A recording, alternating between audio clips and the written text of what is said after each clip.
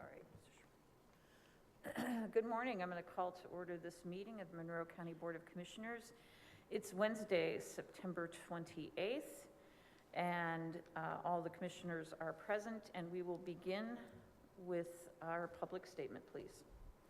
We, the Monroe County Board of Commissioners, renew our commitment to welcome and protect the rights of all people, regardless of age, race, color, creed, disability, sexual orientation, gender, gender identity, marital status, economic status, and national origin.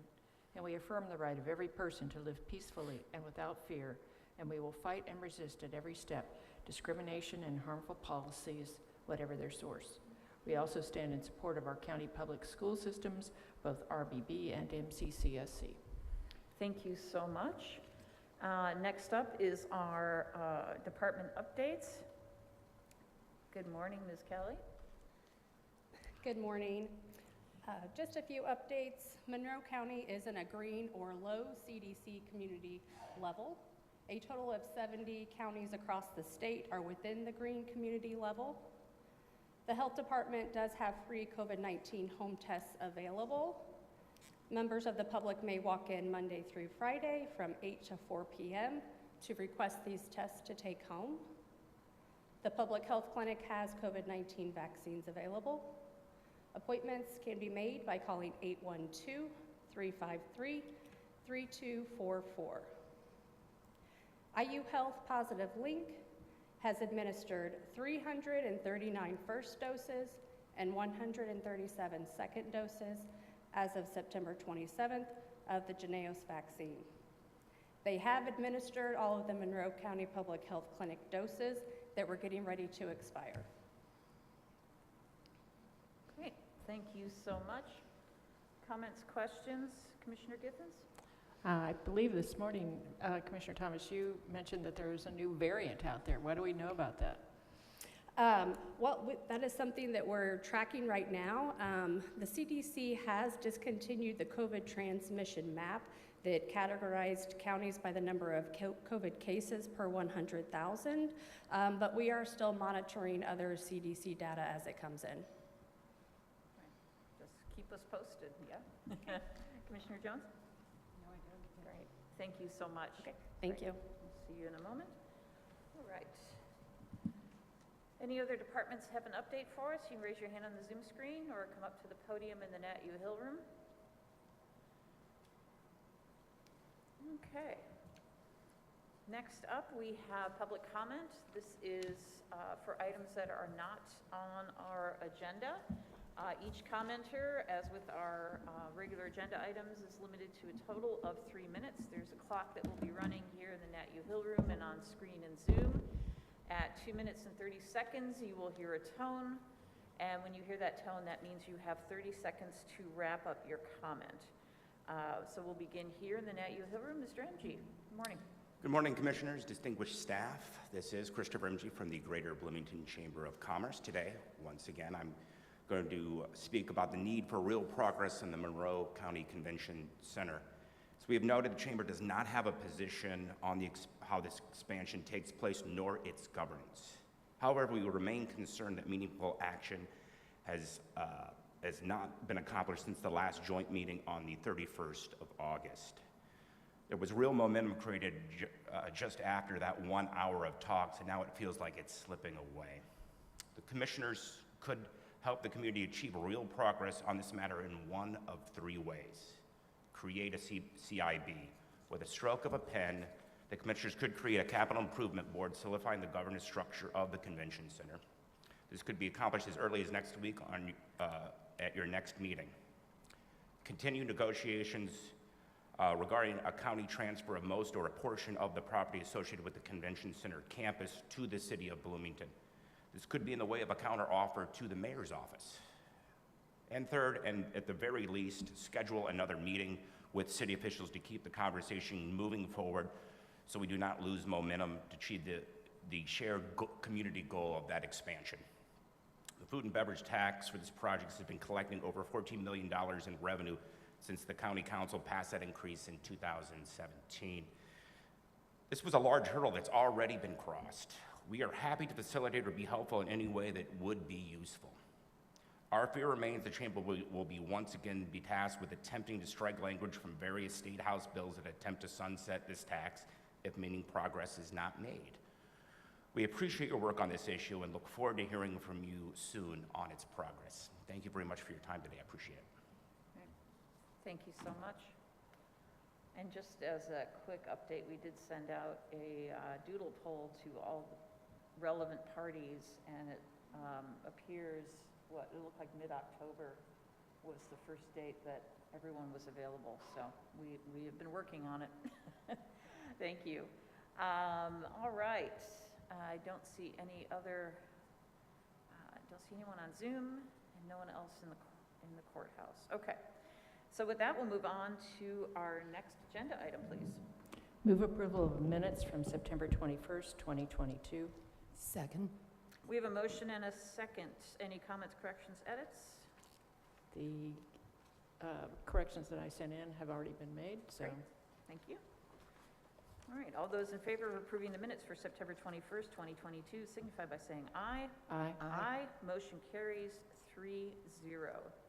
Next item, please. Move approval of the claims docket, accounts payable September 28th, 2022. Second. We have a motion and a second. We have Ms. Letler here to tell us all about it. Good morning. Good morning, Commissioners. The accounts payable for September 28th, 2022 is $1,805,152.31.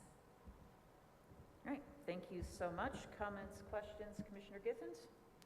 No, it was a lot to read through this week. It was, yeah, it was. Commissioner Jones? No, I don't. A lot of little items. All right. Any public comment on this item? Raise your hand on the Zoom screen or come to the podium in the Nat U Hill room. Seeing none, all those in favor of approving the claims docket, accounts payable September 28th, 2022, signify by saying aye. Aye. Aye. Motion carries 3-0. Yes. Can the captions be put on our Zoom screen up here? Great, thank you so much. I will note for the record, we have received reports from the Clerk of the Circuit Court for August of 2022, and the Weights and Measures report that spans August 16th to September 15th, 2022. And with that, we'll move on to new business. Move approval of the 2022 Sophia Travis Community Service Grant Agreements. Fund name, County General, Fund number 1000, in an amount of $151,220. Second. We have a motion and we have a second, and we have County Councilor Cheryl Munson here to tell us all about it. Good morning. Good morning, Commissioners. I'm here with Josh Johnson, who is a member of the Sophia Travis Community Services Grant, and Josh served for 2 years, and that's the length of time we have our community members serve with us. So I invited him to join me in presenting these awards to you. They total $151,220, and awards are being granted to 26 organizations, and for a whole range of projects that will offer many benefits to members of our community. So I'll begin, and Josh and I will take turns. All options. This is an award for their diaper program, $5,000. Then we have Amethyst House, and that's the residential food program for $4,960. For Area 10 Agency on Aging, a program for adult guardianship in Monroe County, $5,800. And then Area 10 Agency on Aging Enright Community Center, and that's the Enright Community Center refresher for $5,740. To Beacon Incorporated for their life-saving tools persons experiencing homelessness, $7,320. For Big Brothers Big Sisters of Monroe County, and that's for the Big Tool Chest Project, that's $7,400. For Boys and Girls Clubs of Bloomington, their program Accessible Transportation for Crestmont Youth, $9,400.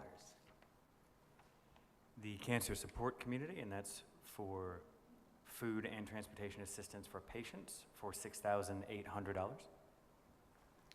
To Catholic Charities of Bloomington,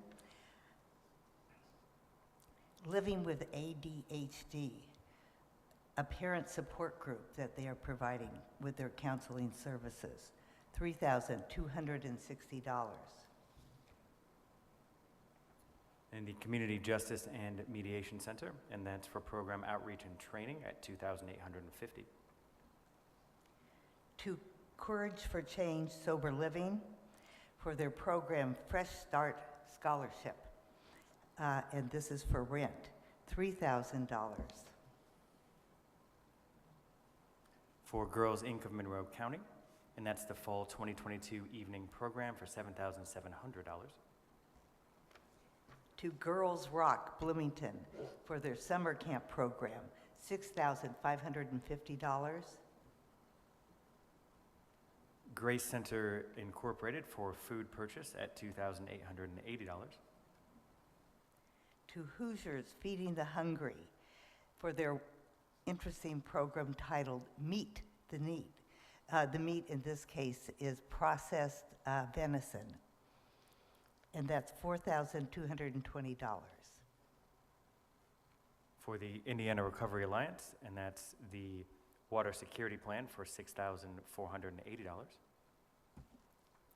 For Lotus Education and Arts Foundation, a project for articulated puppets, $5,440. The Monroe County United Ministries supporting Monroe County Families Financial Aid Assistance Fund for $4,480. To Mother Hubbard's Cupboard, transportation assistance in the amount of $11,480. New Leaf, New Life for case management salary support, and that's $6,300.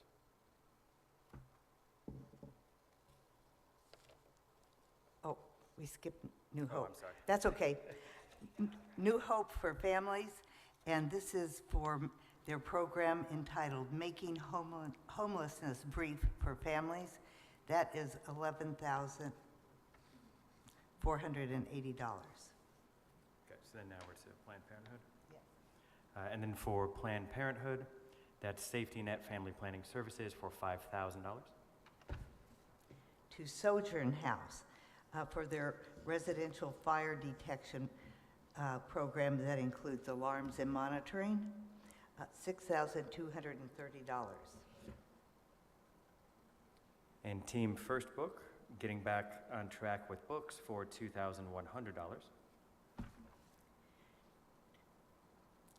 To the Greater Bloomington Chamber of Commerce Foundation for their middle school Tour of Opportunity program that includes DEI training, $9,240. And the Town of Steinsville for the Steinsville Community Library, and that's $5,000. So thank you. That is our diverse palette presented to the commissioners. Great. Thank you so much. Thank you. Let's see if there's any questions for you. Appreciate you, Mr. Johnson, as well, and the work of the Sophia Travis Committee on the council. I know it takes a lot of time to make these very difficult decisions. Commissioner Githens? Well, I was really pleased to see that there's an ADHD parent support group back in operation locally. The community really benefits from things like that. But I'm sure that the community benefits from everything that you've awarded money to, so thank you for all your effort. Yeah. You're welcome. Commissioner Jones? Yeah, thank you so much. It's always kind of exciting to hear what we're going to be able to do for the community in the next year. I can't help wondering exactly what articulated puppets, arts, and movement actually means. I get to tell you because on Saturday, I was at Lotus in the park and at the pavilion at Switchard Park. Lotus Education was there making articulated puppets.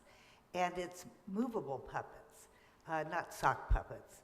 So, and they tell stories with them, and the kids were making these out of construction paper and little rivets that they could poke through things to create arms and legs and other parts of constructions. Well, that sounds fun. Thank you. So thank you all. Great. Thank you. Thank you so much. Appreciate all your hard work.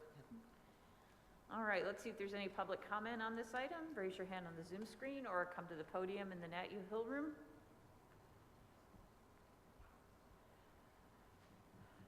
Seeing none, all those in favor of approving the 2022 Sophia Travis Community Service Grant Agreement signify by saying aye.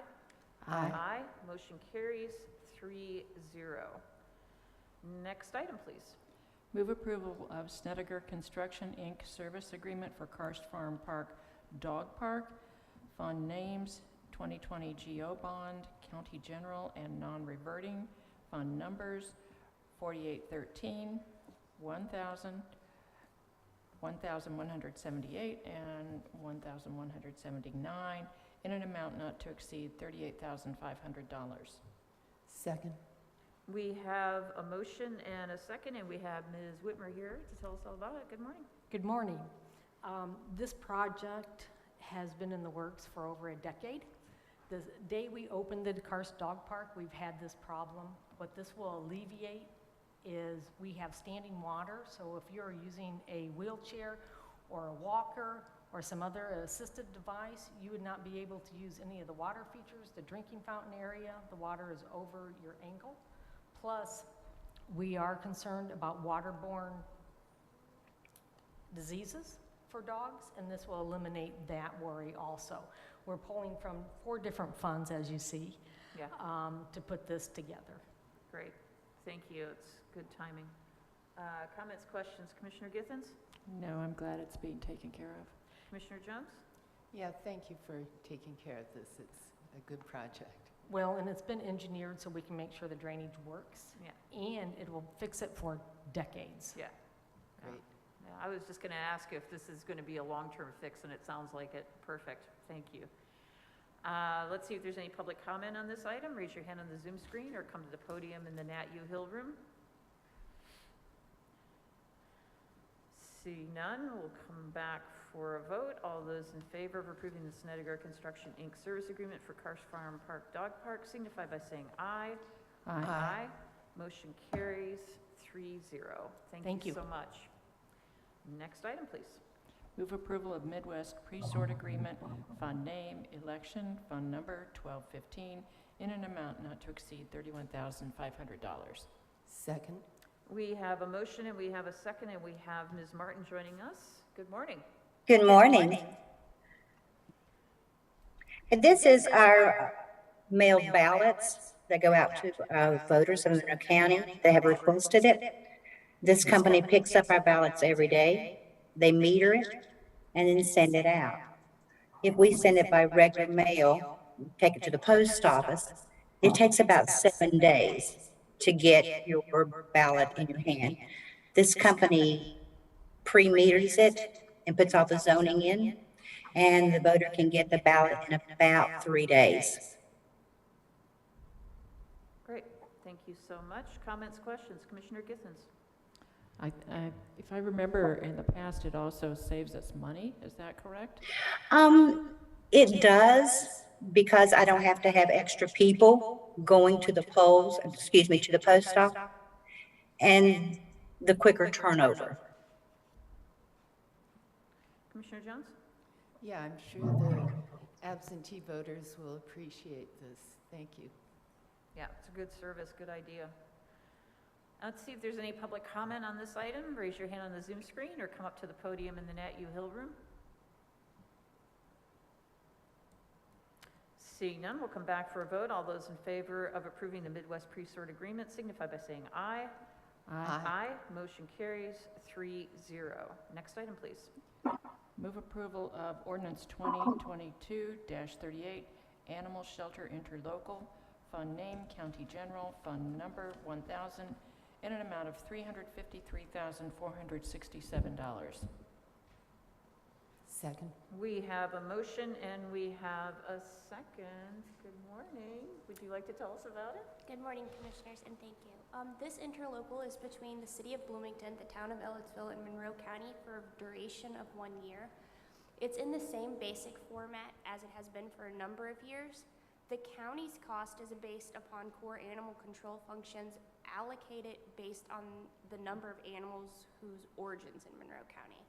And Monroe County will continue to provide service to Ellettsville. Great. Comments, questions? Commissioner Githens? No? Commissioner Jones? No, I don't. Okay. Is there any public comment on this item? Raise your hand on the Zoom screen or come up to the podium in the Nat U. Hill room.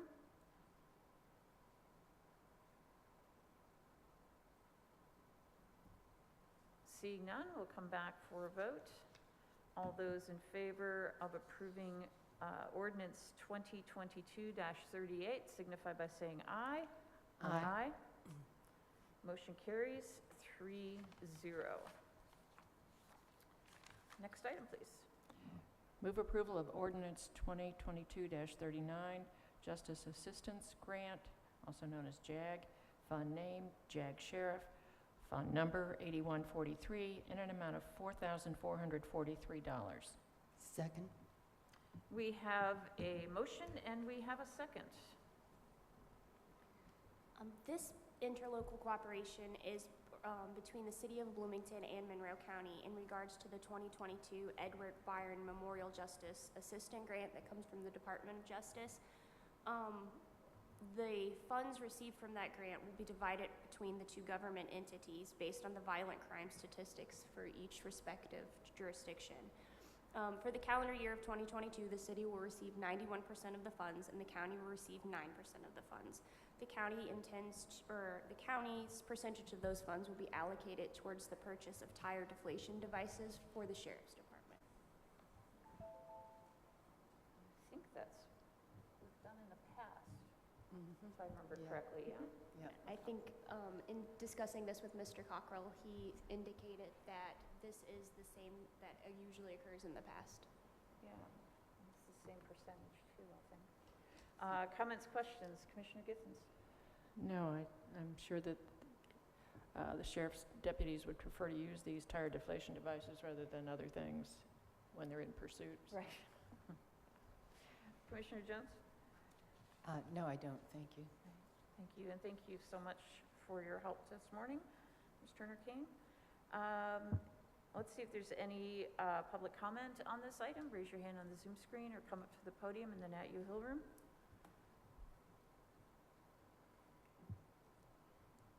Seeing none, all those in favor of approving ordinance 2022-39, the Justice Assistance Grant, signify by saying aye. Aye. Aye. Motion carries 3-0. Next item, please. Move approval of ordinance 2022-26, Sonia Lee rezone. Second. We have a motion and we have a second, and we have Mr. Brown joining us from planning via Zoom. Or perhaps Ms. Nestor Jellin, who also has her hand raised. Can you promote Ms. Nestor Jellin as well? I'm not sure who's presenting. Good morning. Can you hear me? Yes. All right. I apologize for that. Let me just share my screen here. We don't have any video of you yet, but it looks like, okay, good. We do have the screen share visible. Thank you. All right. So this is ordinance 2022-26, the Sonia Lee rezone from LI to RR, light industrial to agricultural reserve. This is 2 parcels that have been combined to one lot of record according to deed, measuring 4.65 acres, more or less, in the Richland Township, Section 35. Address is 353 North Knapp Road. The owners are Thomas Wine and Sonia Lee. So it is accessible off of Knapp Road. As you can see, there are residential areas surrounding it, so it would fit into more fit into the current residential zones. The reason we're suggesting it be rezoned to Ag RR is because according to the zoning ordinance, a chapter 833 zoning designation such as IL must be rezoned to a chapter 802 zone, which includes agricultural rural reserve. It also fits with the comprehensive plan and the current plans we have on redesignating the zoning districts in the future. Here are the definitions of the current zone and agricultural zone. And if this rezone request is approved by the county commissioners, the petitioner intends to apply for a residential accessory structure permit. But if it's denied, the petitioner may continue to operate the property as a single-family residence under the requirements of Chapter 803. And here are some aerial photos of the sites. I don't know if you can see my mouse, but this area right here is also part of the property. It was not highlighted on using pictometry on Elevates. Here are some photos of the property itself. They plan on including a greenhouse connection to sewer instead of septic. And on the left and on the right here, you can see a picture of the septic system they tend to replace. They also intend on, I believe, expanding the house to accommodate for all residents. The Plan Commission held a vote on this on August 2nd, 2022, and was approved by a vote of 7-0 with 2 conditions: establishing a conservation easement for the record to preserve a portion of the western portion of the lots, and that the petitioner will not oppose any efforts by the Historic Preservation Board of Review to establish a historic preservation overlay on the property. A written commitment has already been written up with these requirements and is pending approval. Great. Thank you so much. Comments, questions? Commissioner Githens? Commissioner Jones? Yeah, I just think this is a very good project, and I appreciate the conditions that have been attached to it. Yeah, I agree with that. Let's see if the petitioner's representative wish to speak.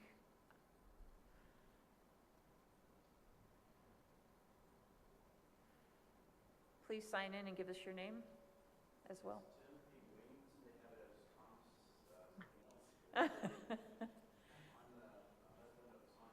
Okay.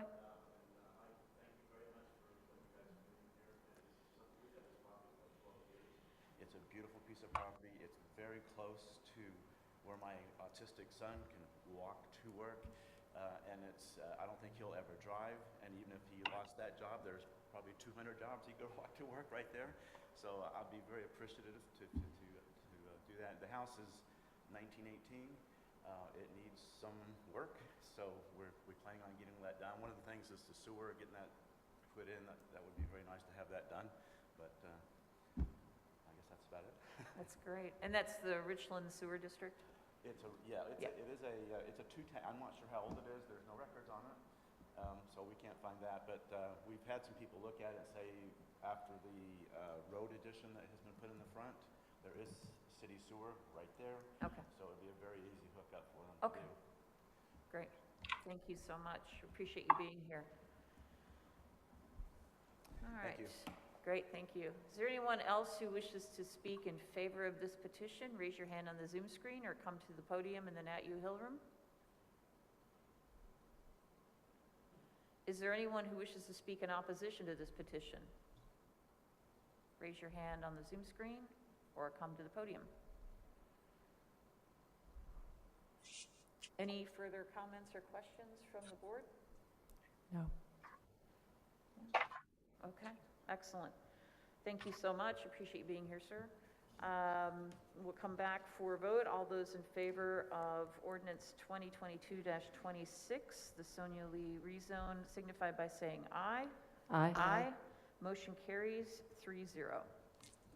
Thank you. All right, we don't have any appointments today. I have a few announcements. A reminder to ensure that you register to vote by October 11th. Early voting starts October 12th. Also a reminder, if you're in the mood for voting, that we have a survey on our website at the homepage, co.monroe.in.us. And with that survey, you can help us determine the projects to be funded with our local version of American Rescue Plan Act dollars, ARPA dollars. So there's a list of projects, and you can prioritize them by putting a dollar amount next to the items and the projects that you prefer. That will close in a couple days, so be sure to vote before September 30th for that one. We have 2 blood drives coming up. We have October 21st from 10 to 3 and November 9th from 1 to 6 at Ivy Tech. Go to redcross.org to make your appointment. As always, we are taking applications for boards and commissions. Think about this for next year as well, so this year's and next year's boards and commissions. So go to co.monroe.in.us and sign up. And just a reminder as well that the Board of Commissioners has office hours available via Zoom 6 different times in the month. If you go to our website, scroll down to the calendar, you can find those opportunities, daytime, evening, on Zoom, where you get to speak to one of us, one-on-one or group on one, and share your concerns or your ideas. And we really appreciate the time we get to spend with our constituents that way. Anything else? People can ask, or they can call the clerk's office to get an absentee ballot request sent to them. That number is 812-349-2690, or you can go to the Secretary of State's website and download this absentee ballot application. It's very, very simple. It's a single page, and that's already in progress. So they're already mailing out absentee ballots. Commissioner Jones? No, I don't. All right. We do have some work session items. Can we come back at 10:50, 10:50, to have our work session? Yes? Does that work? Okay, great. So our regular meeting is adjourned. Thanks, everyone.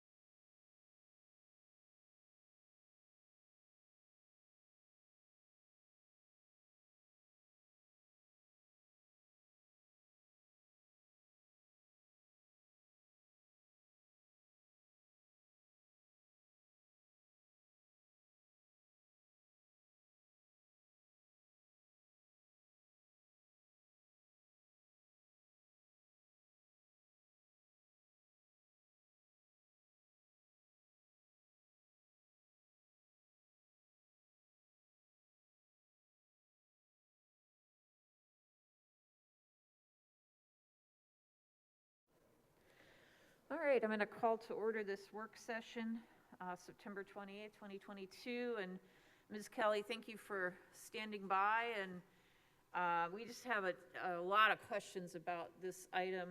There's two items here. One is a code ordinance review and the other is a fee code revision. And so we're looking forward to hearing about these and having a conversation.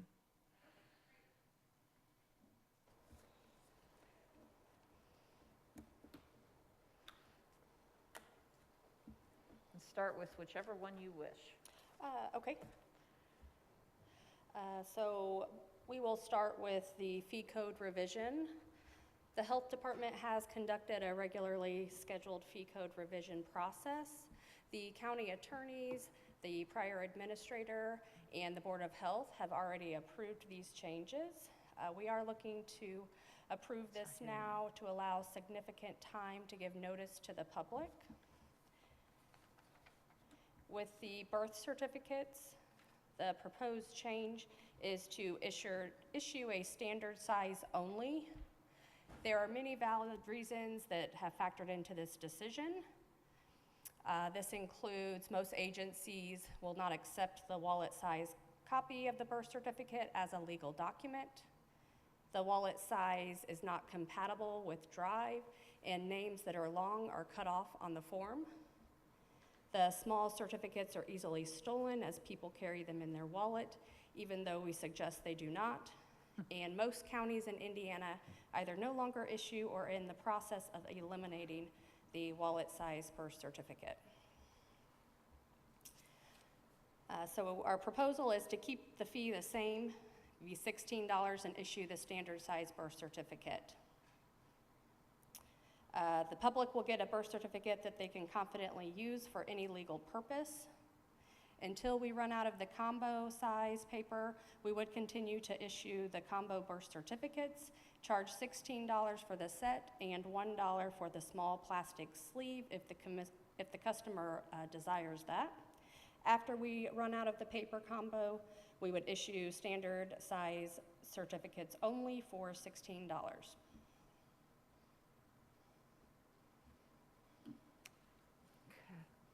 Is that the only change? With the fee code? No. Yes. Sorry. That's okay. I can keep going. We also proposed to increase the home birth registration fee from $27 to $53. The current fee of $27 is half the price of other services, despite taking more time for staff to complete this process.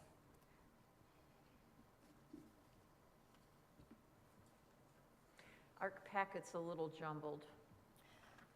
We don't have the fee codes, so this is really hard for us because it was in the packet originally as the regular session, and then when it got moved to the, so there's something on page 7. I don't know what happened here. I apologize. Oh, it's not, it's, Okay. I'm sure that just happened internally for us, but we don't have. I'm So- happy to give you this packet if you'd like to review this. I do have a few other proposals. Why don't you go through them and then we Okay. can talk through them. Okay. Sure. Sorry. No, That's no why we're problem. furiously looking at our computers because they're not here. Okay. So that's not. With our foods division, we do have a re-inspection fee proposal. So we are recommending adding a re-inspection fee for retail food establishments that require more than 2 pre-operational inspections prior to opening. Facilities that require more than 2 pre-operational inspections prior to opening due to operator negligence or carelessness takes time away from other facilities, projects, tasks that the inspectors could or should be working on. The plan review currently is enough to pay for the plan review itself and the pre-operational inspection. A $50 re-inspection fee would cover the additional task associated with the plan review.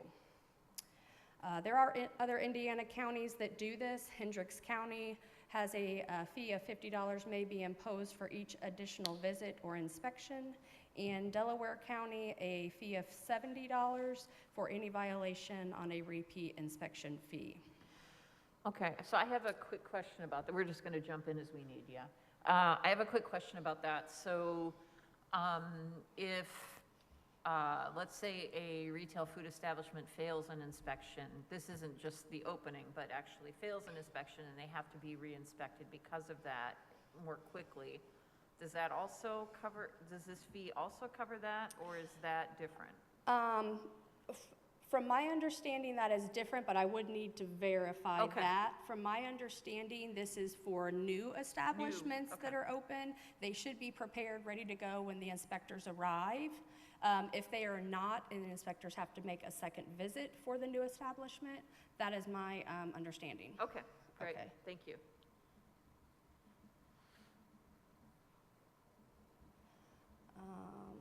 Let's see.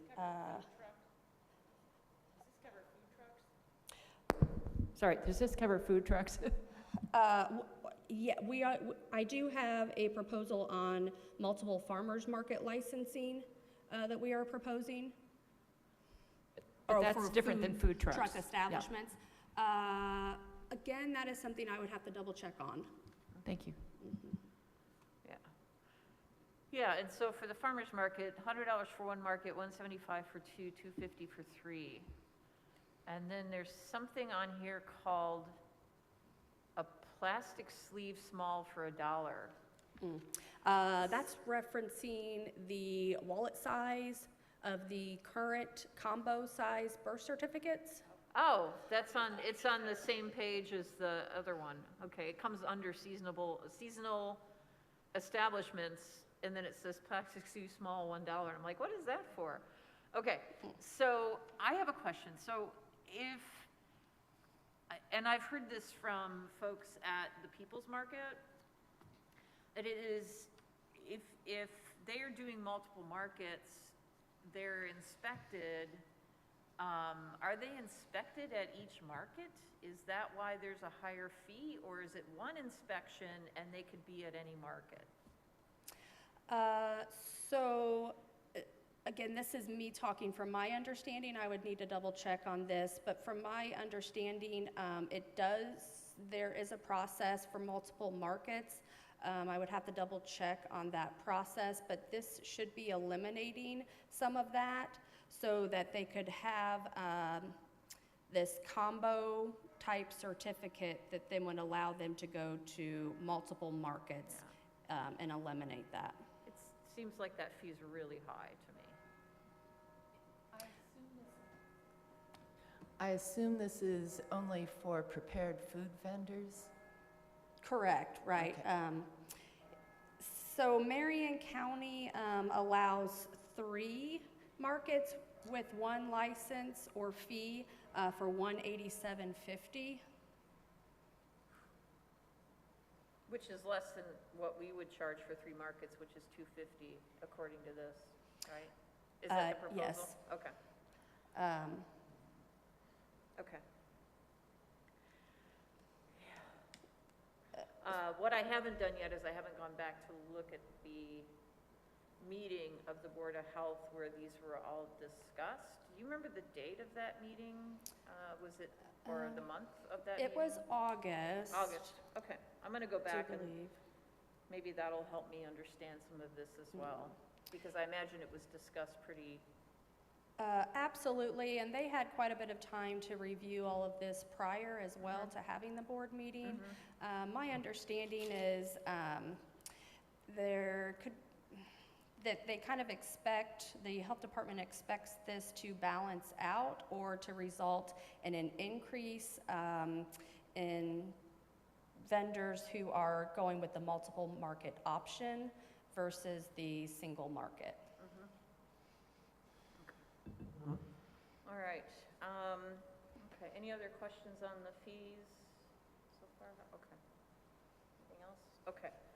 All right, so we'll go back and look at that, and I think we also need to, I know how it works with planning. So planning brings us things as an ordinance on specific properties or as a general ordinance.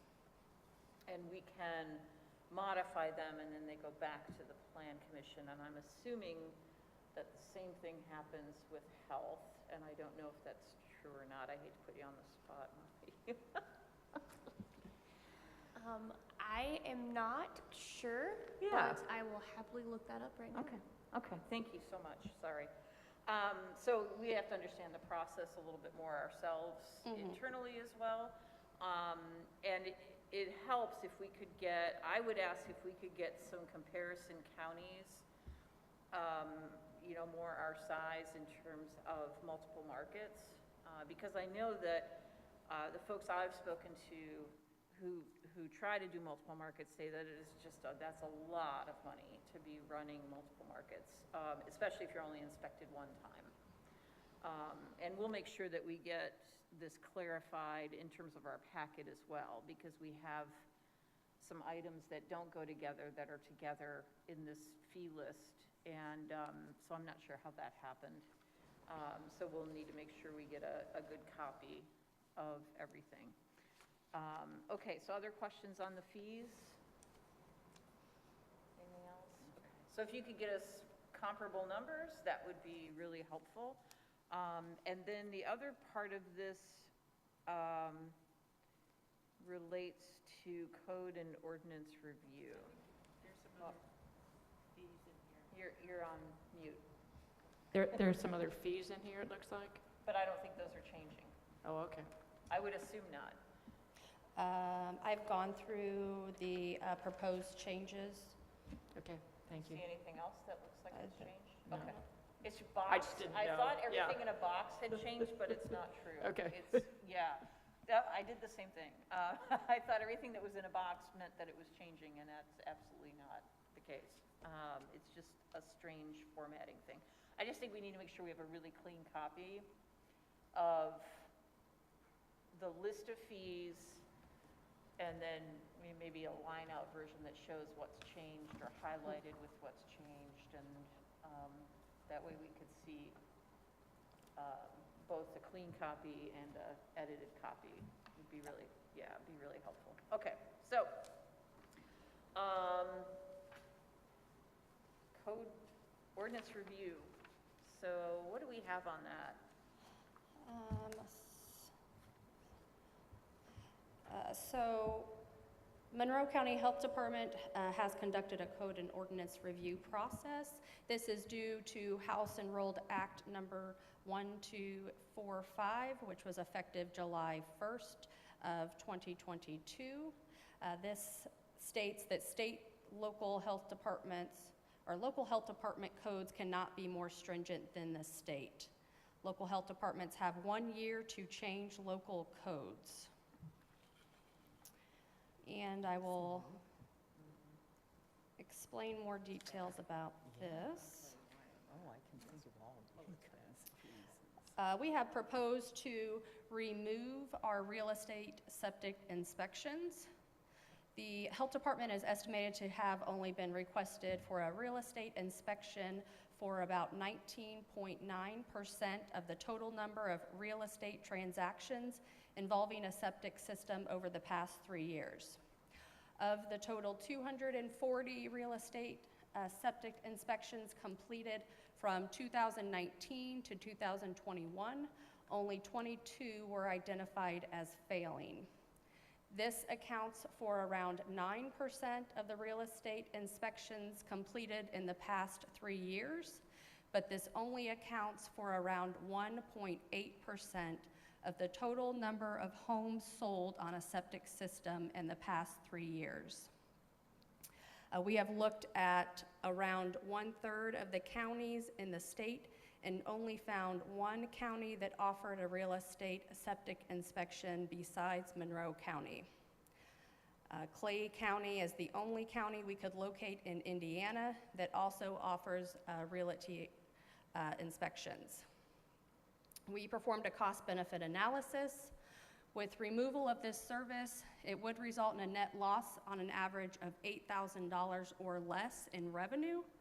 The benefits of removing this service would far outweigh the loss of that revenue, though. These inspections are time-consuming. The estimated time is 3 to 4 hours of work per inspection. The time that is currently being devoted to these septic inspections could instead be spent on more promptly and efficiently addressing active sewage discharge complaints and systems that are actively failing throughout the county. We could also devote more time to oversee new septic system installations as they are occurring rather than after installation has been completed.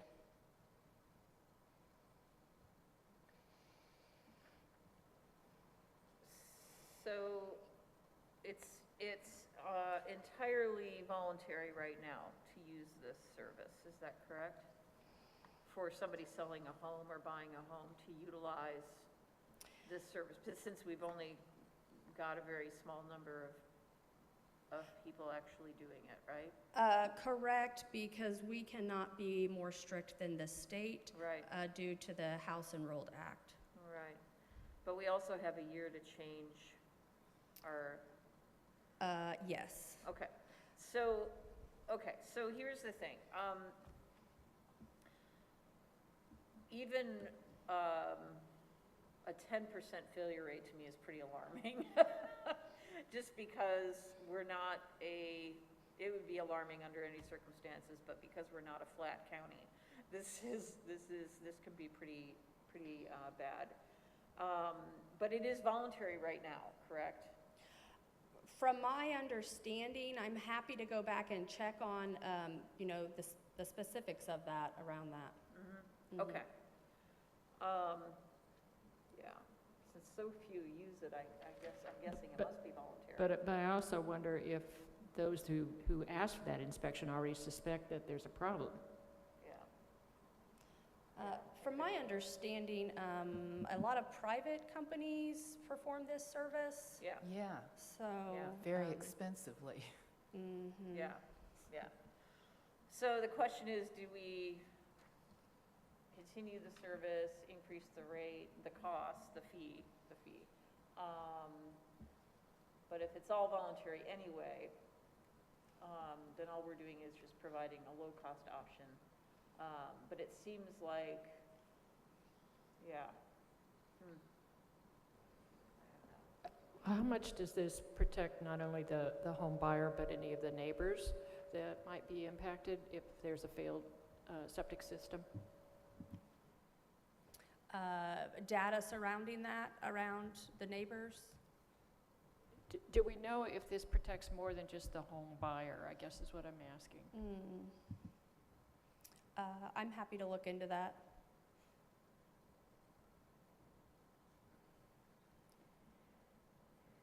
Yeah.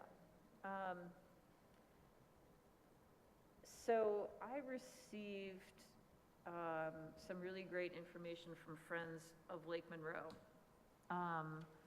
And it relates to the entirety of that legislation that the state passed that impacts septics. I sent this on to Jackie Nestor-Jelen because our ordinance review committee was at that time looking at the septic code, coincidentally.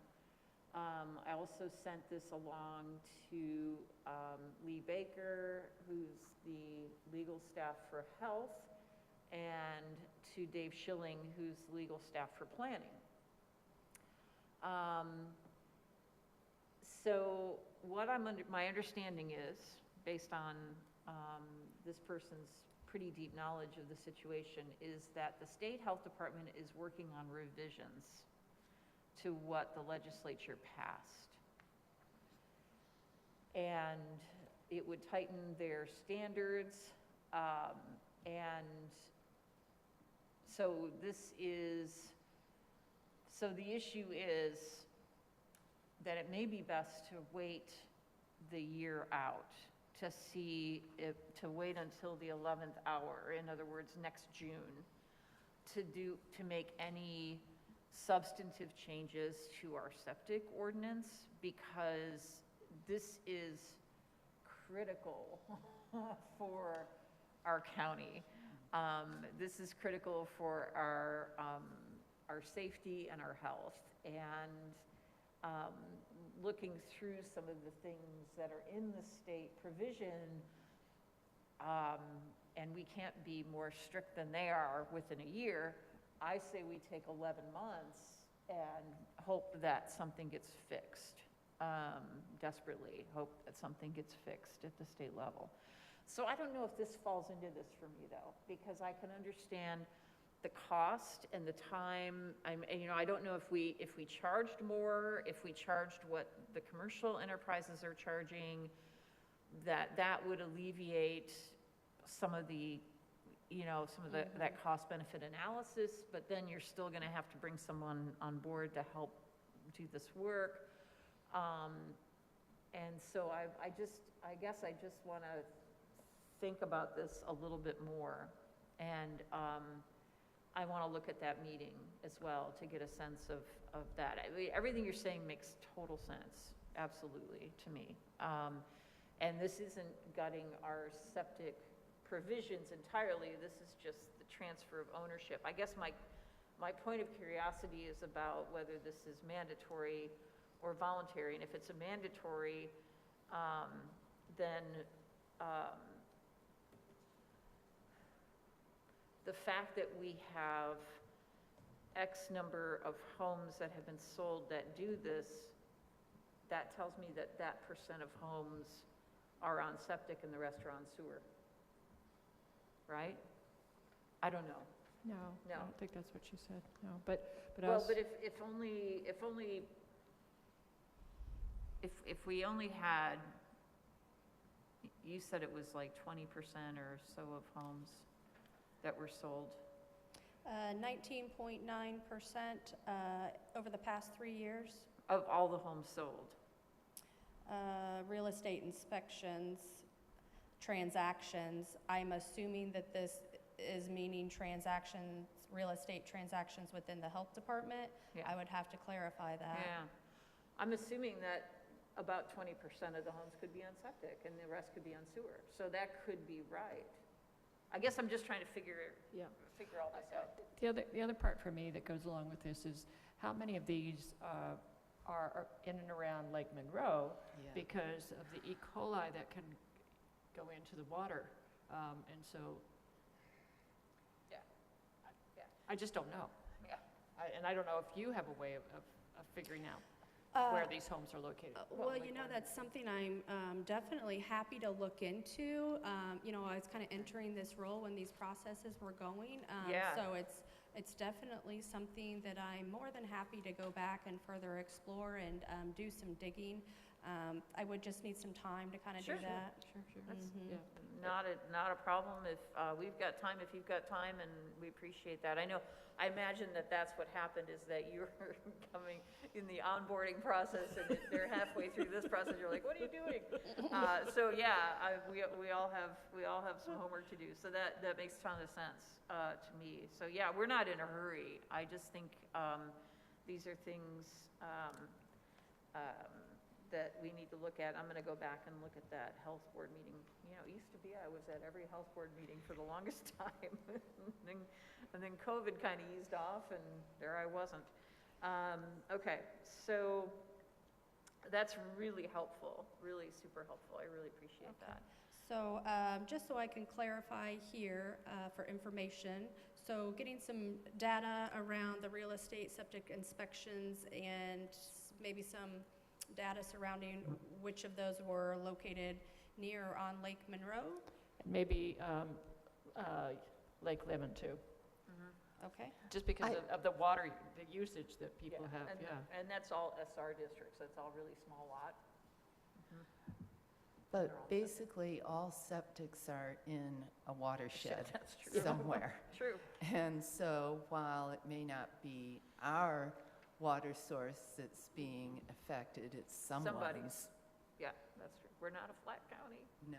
We're not a flat county. Okay. Yeah, so I guess just, I think I just need to go back and look at the current code as well. I think that will help me a lot to read through the current code to see what's required and what's not. And then we can have a discussion with legal about what options we have and all of that. So that, it's really been helpful to have this conversation. I've learned a lot. Yes. Really good. Thank you so much. Okay. Yeah. Do you All think right. of anything else, just send us an email and then you can Okay. come back whenever you're ready and, Okay. okay? Sure. I'll work on collecting that and start sending some information Great. over. Thank you for your so time. much. I appreciate it. I know you got a lot going on, so Well, thank you so okay. much. But Great. also, if it's easier to do this as, at a work session, to have another conversation, that, this just feels a little more, you Yeah, know, this is- comfortable and. Yeah, this is, it's pretty big. It's potentially a big change. And, you know, I just, I'm just concerned about the whole, you know, state is looking at, revising again before even next year, and I don't want to get ahead of that either.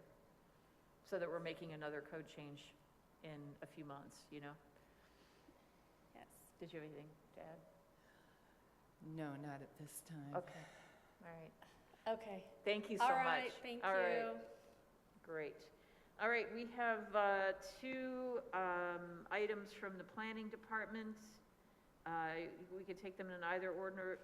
Ordinance 2022-32, P&G Planned Unit Development Outline Plan, not plain, and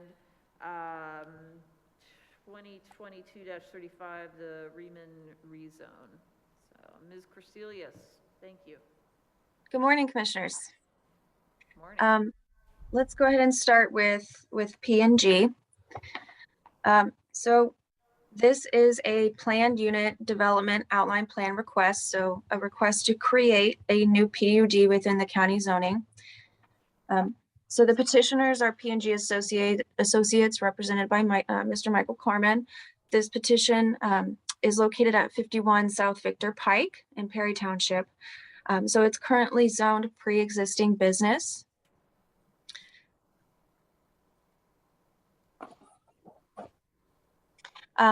This petition was originally filed last year. So as any rezone or PUD request, it's gone through, it's been heard by the Plan Review Committee, the Historic Preservation Board, that was requested by staff, and then by Plan Commission. The petitioners did use their 3 allowed continuances under the Plan Commission regulations, and then it was continued once by the Plan Commission vote. So now we are back hearing it again here in 2022.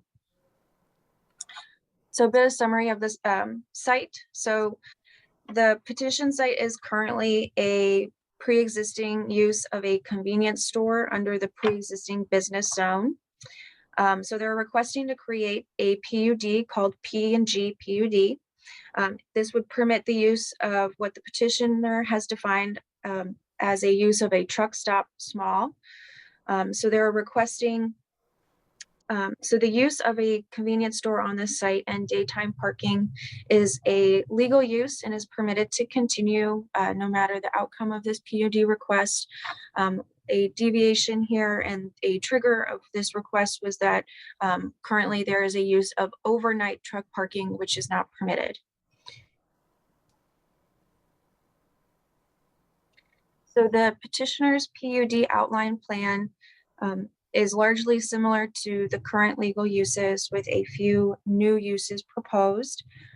They do include design standards that are somewhat self-limiting for future intensification of the site by restricting uses and structures.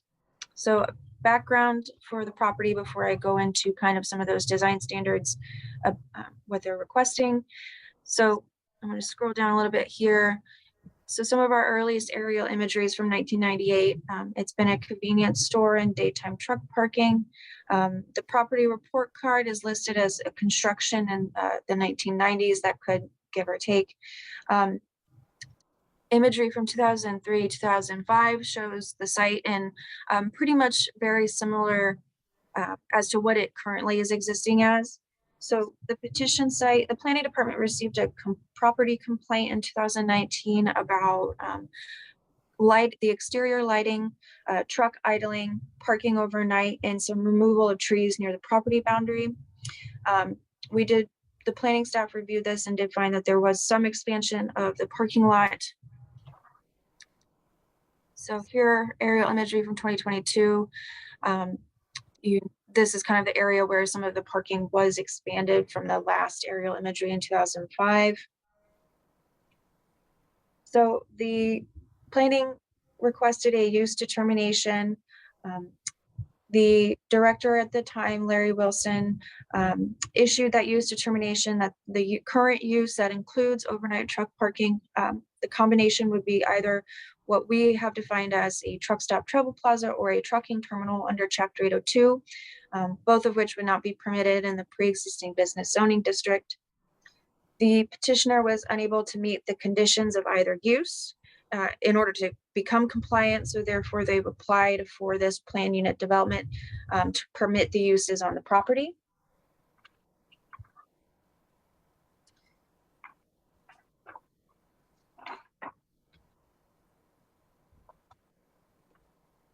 So the petitioner is seeking to create this truck stop small. There are no zones within the zoning ordinance that would allow for the combination of the uses of all the proposed uses.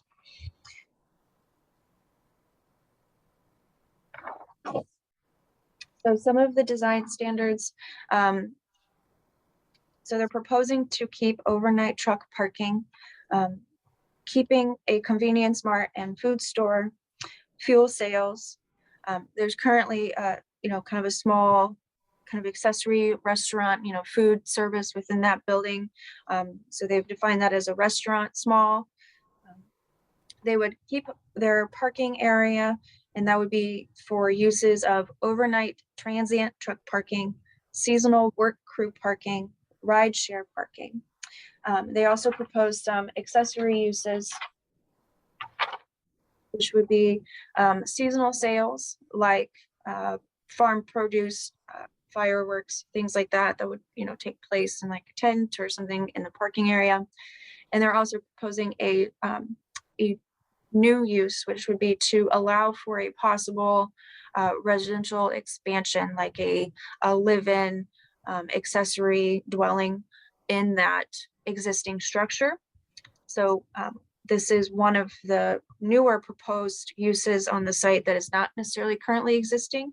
They're proposing to be able to allow in the future the expansion of a second story on the existing building. Another new use that would be that's not on the site currently that they're proposing is the ability to add electric vehicle charging stations in the future, and a possible regulated canopy that may come with that kind of service.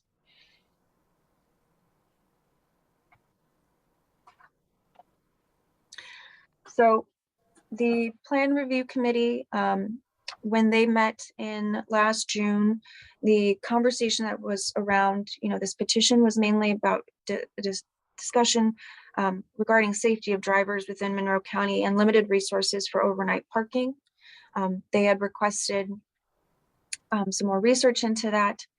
The Historic Preservation Board heard this petition as well, and there was a discussion regarding neighbor concerns. Directly across the street from this property off of Victor Pike is the Stipbender Farm, which is a historic site. The Stipbender Farm currently has an application pending at the state for a National Historic Register nomination, but there has not been any update on that since last year. The Plan Commission has heard this, and they've requested some information throughout the meetings over the last year. Some information includes where truck stops might be available within the county, and that information is included as exhibits under, exhibits 8 and 9. Some petitioner did provide some information under 10 and 11 and 12 regarding I-69 idling regulations and proposed rules for overnight truck parking. The inquiry into properties where a truck terminal or truck stop would possibly be able to be developed within Monroe County the results of that ended up being very limited. There's were a few sites under 10 that were identified that could possibly meet the regulations that did not meet all of the requirements that exist under the zoning ordinance. Only one site was identified as being undeveloped and could meet the requirements just straight, without any further review. There has been pretty consistent public comment on this petition throughout the meetings. I'm going to scroll down a little bit. I think I've skipped over a few things. I apologize, and I'll come back to that. Public comment here has been pretty consistent. There's a consistent group of remonstrators that have provided input last year, letters that are attached as exhibits number 5. We received, updated letters again this year under exhibit 15. Letters of support have been consistent as well, but they have not necessarily been, those citizens have not necessarily attended meetings, but we've regularly received those letters of support last year and this year. There have also been 2 written petitions that have been collected, one from last year that had over 204 signatures that would, as the petition stated, allow current operations to continue at the current level. And there was another petition that was requested and I just received here in September of 264 signatures that voted yes to the question that should overnight truck parking be permitted on the property. And then on the screen, I just have a few points that the supporters and the remonstrators regularly bring up. So I've kind of skipped over some information about where the site is located and what kind of facilities are surrounding it. So the petition site is located near at a kind of the conjunction of I-69 and State Road 37. It's located just north of the Dillman wastewater treatment. So per the comprehensive plan, the site is identified, let me scroll down here, as an employment area.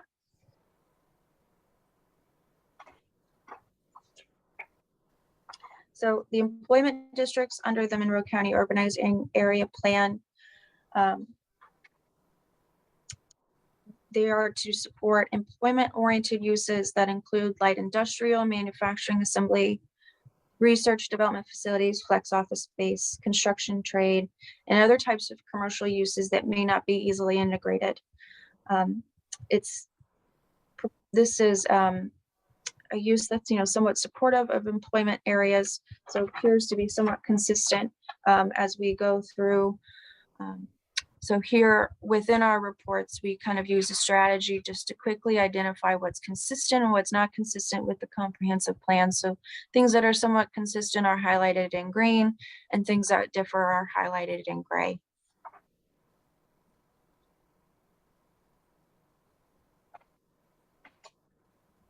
So some of the self-limiting design standards for the uses, are included. Let's see.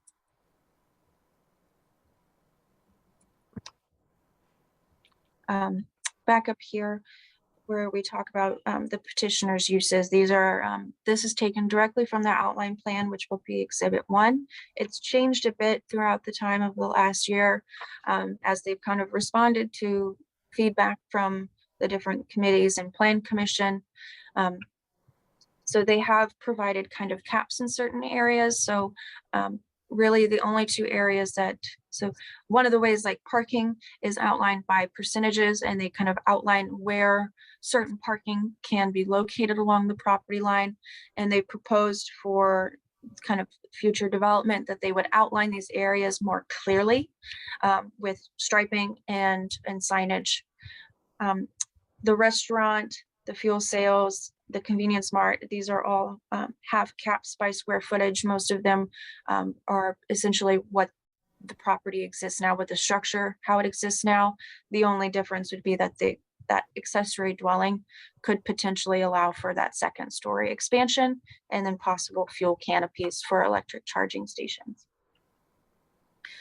So planning staff has worked pretty regularly with the petitioner, trying to, we've met with them regularly, trying to come up and, they've inquired, how can we, receive a supportive recommendation from planning staff. We met with them as recently as of June this year to discuss their plan and standards of approval for a PUD. The 3 points that staff has identified that we would like to see in order to support the petition are listed here on your screen, which would be to prohibit overnight truck parking from idling, that the petitioner propose a landscaping plan that includes screening of the view shed of the adjacent historic property. That is something that kind of came from the discussion of when we met with the Historic Preservation Board. And then 3, that the entirety of the parking lot be paved and follow the standards under Chapter 806 for parking. Right now, they're proposing only some areas be paved and some areas remain gravel. So as it exists currently, staff recommends a negative recommendation to the county commissioners based on the findings of fact and subject to the Monroe County Highway Department and MS4 coordinator reports. Great. Thank you so much. And just for my colleagues to note, the Plan Commission failed to come up with a vote that was substantial enough to meet our baseline for either passing this with a recommendation to approve or passing it with a recommendation to not approve, which is why we have a 6-1 vote, no recommendation. It was a divisive petition. Questions from my colleagues? I think I need to drive down there and have a look at some stuff for myself. You definitely want to, you definitely want to do that. So do you want to put this off at least a week, and then we could say we'll hear it any time after? Wait, let me get my calendar. I do have one question that I had jotted Go ahead. down. You indicated that there were a couple hundred petitioners who are asking that this be passed. Do all the petitioners live within Monroe County? They included, the first petition from 2021 did include, well, actually both. They include the ability to have addresses. I did not personally verify every address as to being Monroe County residents. The majority of the letters that we've received in support are from Monroe County residents. Yeah, the petition was something that the person put on the counter at the store for the customers who were there. So that's how it was explained to us, I believe. So. Anything else? So we could hear this as soon as the 12th, but we're not meeting the 19th of October, so it could be October 12th. Is that okay with my colleagues? And then we could also, anytime after that, the 26th or after. Is that good for everyone, or do you want more time? I would prefer a little more time. Okay, so the 26th or after? Okay. That's fine. Yeah, so Ms. Corselius, if you could schedule it on our regular meeting time, October 26th or after. We just have to make sure that we stay within our window of opportunity to actually weigh in on this, especially because there was no recommendation by the Plan Commission. Absolutely. Thank you very much. Great. Anything else on this? We'll send you questions as they come up, right? Yeah. The other item, the Riemann rezone.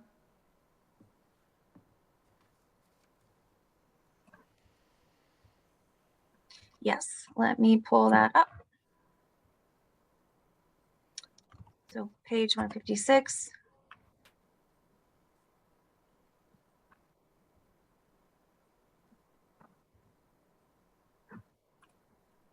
Okay. So this is a rezone request to rezone from pre-existing business to agricultural rural reserve. The petitioner is Brooke Riemann.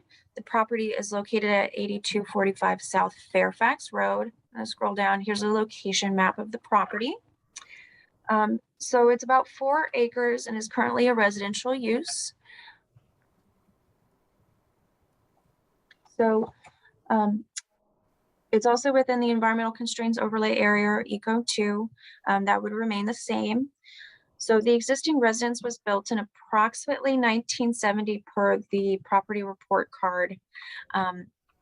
There is surrounding pre-existing business in this area, as well as agricultural rural reserve. The petitioner is unaware of why this property was zoned pre-existing business. As far as they're aware, has not been a business on this property, and that this may have been done in error from the last zoning map. It was purposeful rezone. We did look at 1997 and earlier zoning maps, and we do see this property included with it. But as far as we could tell, it's been residential since. So the property, it does contain areas that are sloped, that exceed 15%, but there's plenty of buildable area on the property. The petitioners just acquired this property this year and are wanting to, add an addition to the home, possibly, add a residential accessory structure like a storage barn. These things they would not be able to do since the residential use of the property is technically not conforming with the zone.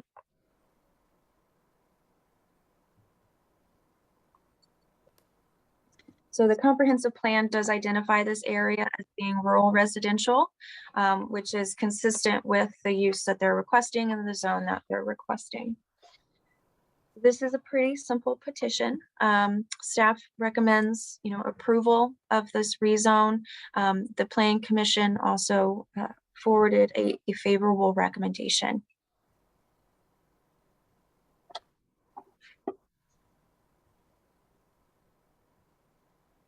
All right, questions on this from my colleagues? This one seems much simpler. It does, because it is. Anything, questions? No, I don't. Okay, do you want to hear this sooner? Sure. Like next week? Okay. So so we can hear this whenever you're ready and petitioner's ready. We can hear this. Again, we're not meeting on October 19th, but we could hear it before then. Okay. Thank you, commissioners. Okay. Thank you so much. Appreciate you. All right. Good. Any other department have anything for the work session? Do we have anything else for us? Okay. Great. We are adjourned. Thanks, everyone.